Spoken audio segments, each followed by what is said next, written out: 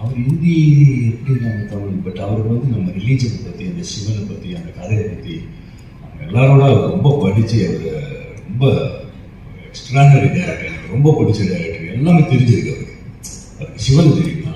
So is the perfect person for director.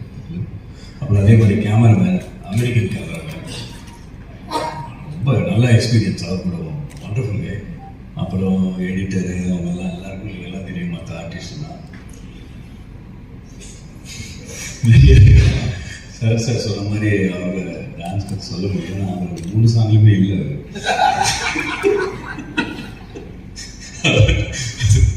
அதே மாதிரி விஷ்ணு தம்பி மாதிரி, மோகன் பாபு சார் அண்ணன், பெரிய அண்ணன், இவர் சின்ன தம்பி.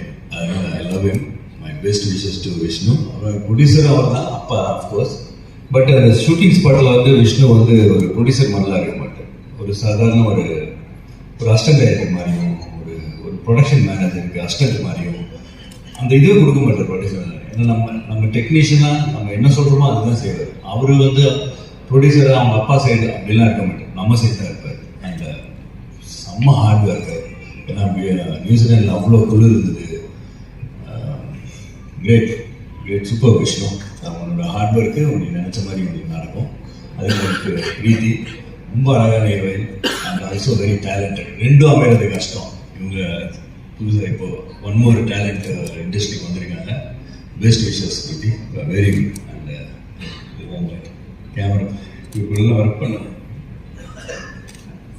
Siddharth the first time work பண்ணுறேன். Great working with you Siddharth. And thank you. Thank you master, thank you. So அடுத்ததாக